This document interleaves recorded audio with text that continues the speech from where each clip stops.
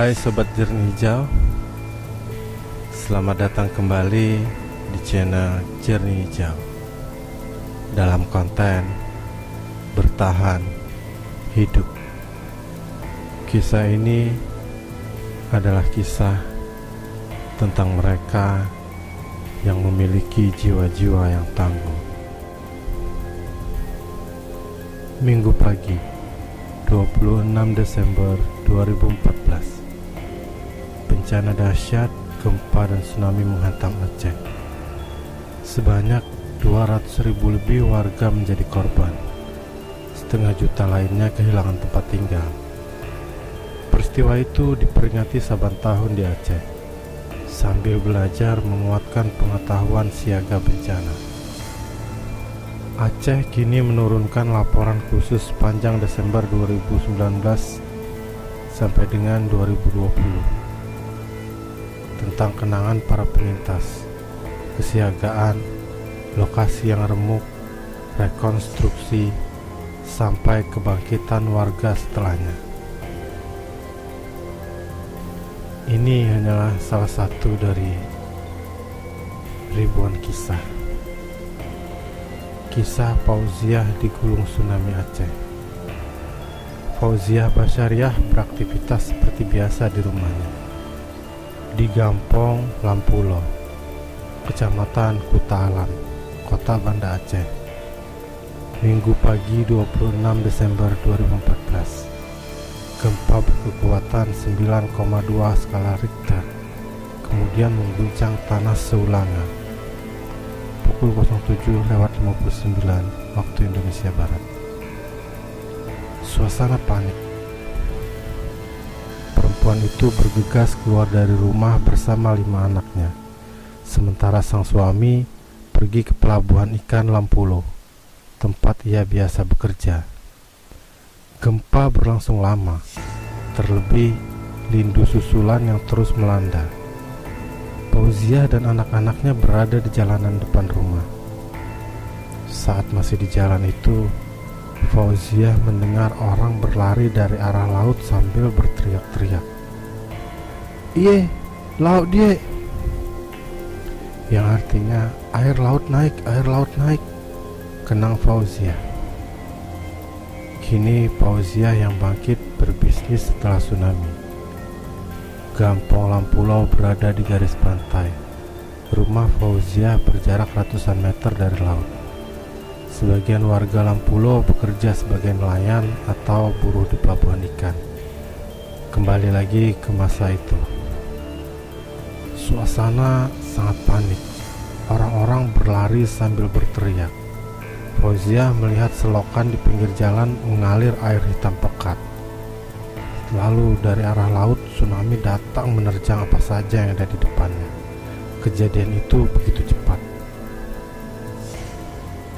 Masih di jalanan itu, Fauziah bersama anaknya berlari ke rumah tetangga berlantai 2. Mereka bergegas naik ke lantai atas. Sejumlah warga di sana juga ikut naik ke rumah tersebut.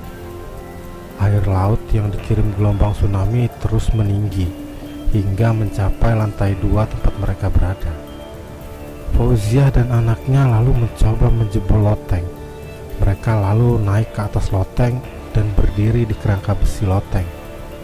Sementara di tengah situasi darurat itu, mereka terus mencoba membongkar atap seng di atasnya, dibantu sejumlah warga yang lain yang sudah berada di atap rumah.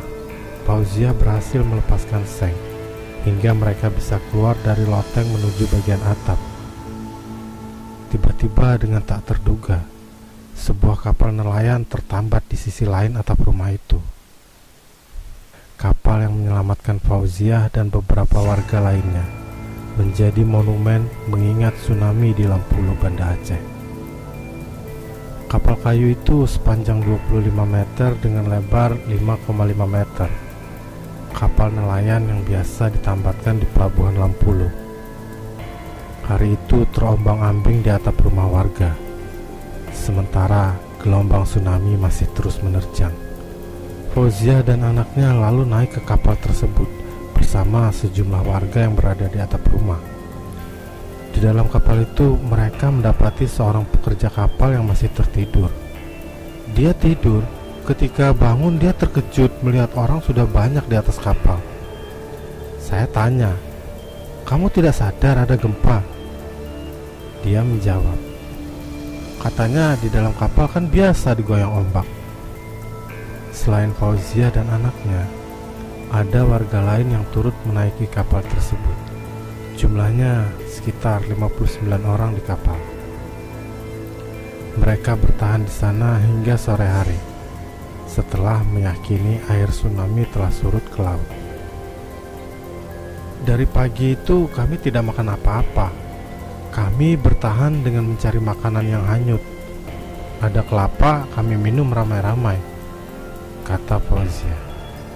Setelah turun dari kapal, Fauzia masih terus mencari keberadaan suaminya yang tak diketahui jasadnya hingga kini. Ia kemudian mengungsi ke Berau, Kuta Alam. Tak lama kemudian, ia memilih pulang ke kampung halamannya di Meraudu, Kabupaten Pidijaya, Aceh. Selain kisah Fauzia tersebut, ada juga kisah tentang kakak beradik yang selamat dari terjangan tsunami Aceh. Di sisi lain tempat Fauzia berada, hal yang sama terjadi. Gempa dahsyat 9,2 skala Richter yang menimbulkan gelombang tsunami memporak-porandakan Aceh.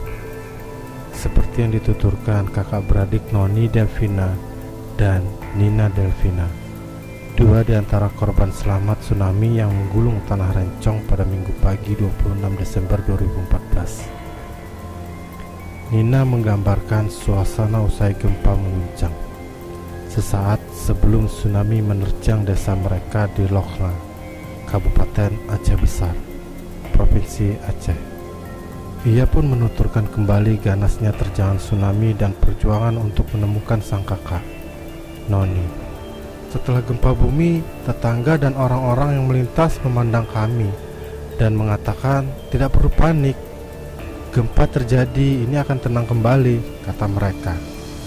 Kami memang tidak takut, hanya saja kami tahu gelombang besar akan datang. Kami mengatakan kepada mereka untuk berlari, tapi mereka hanya tinggal di rumah-rumah mereka dan tidak bergerak. Kemudian orang-orang menyadari dan mereka mulai berlari, tutur Nina. Dan ketika tsunami mulai datang, Nina dan Noni meninggalkan rumah mereka. Tapi kami dipisahkan. Aku menumpang sepeda motor saat turun ke jalan, sedangkan Nina memilih pergi dengan sepedanya. Tapi kemudian saya kehilangan dia, dan kami dipisahkan. Jalanan penuh dengan orang yang berupaya menyelamatkan diri. Kami semua menuju bukit dan tanah tinggi yang aman. Kita bisa melihat gelombang datang di belakang kita. Gelombang kemudian menggulung banyak orang di dalam air, dan banyak mayat di mana-mana. Gelombang tsunami datang 3 kali dengan jarak waktu sekitar 15 menit.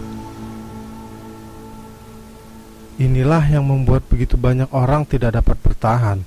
Sementara gelombang kedua dan ketiga kembali dengan penuh sampah.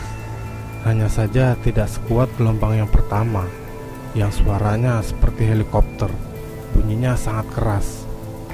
Dan setelah berjuang 5 jam, Nina akhirnya bisa menyelamatkan diri.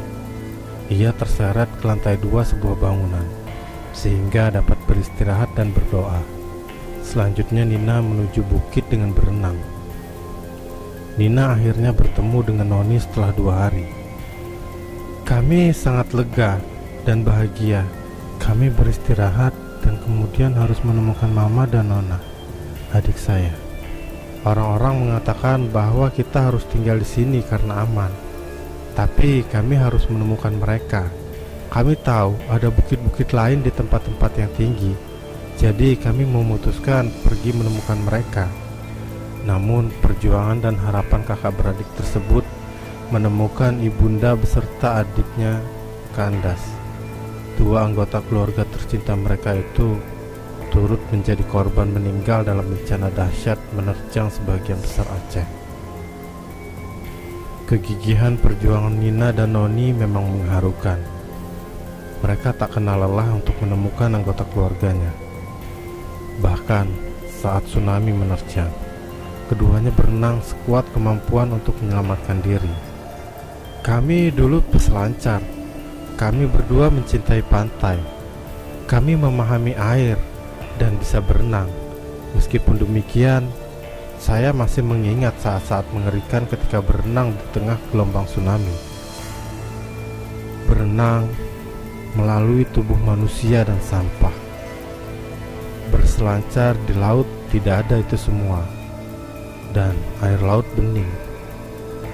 Namun, ada hikmah di balik itu semua. Nina mengakui bahwa tsunami telah membuat kehidupan keluarga mereka kini jadi lebih dekat. Hidup ini benar-benar berharga dan penuh keajaiban. Mengapa kita meninggalkan keluarga yang begitu kita sayangi? Anda tidak dapat mengganti keluarga Anda, ucap Nina. Sementara Noni Delvina mengungkapkan kewaspadaan terhadap tsunami telah diajarkan ayahanda mereka. Kami diajak pergi ke pantai dengan ayah sebelum ia meninggal. Dia memberitahu tsunami bisa datang setelah gempa besar. Kami juga telah melihat tsunami di film-film dan telah mengalami tinggi pasang tsunami kecil di pantai sebelumnya. Sarannya kepada kami agar aman adalah menjauhi air hingga gelombang tsunami jauh lebih kecil, tutur Noni. Kini setelah tsunami berlalu, Nina dan Noni menjalani kehidupan normal kembali bersama keluarga masing-masing. Usai bencana selama 2 tahun, Noni sempat bekerja dengan Oxfam sebagai penyuluh kesehatan dan penerjemah. Noni saat itu bertugas di Aceh Besar. Noni kemudian tinggal di Banda Aceh bersama anaknya, hingga akhirnya memutuskan kembali ke kampung halaman mereka di Aceh Besar. Saya merasa bahwa saya seorang gadis pantai lagi. Saya akan mendirikan kafe kecil di pinggir pantai untuk menjual jus segar dan kelapa muda untuk para wisatawan. Pantai dan laut adalah bagian dari hidup saya. Saya suka ikan, berenang, snorkeling, dan lain-lain, ujar Noni.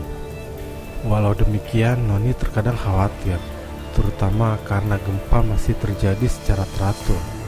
Hanya saja kekhawatiran Noni tak terlalu besar, lantaran kini tinggal di Lamgirek, Aceh Besar, sebuah desa tradisional yang tidak rusak akibat tsunami, karena terletak di bukit.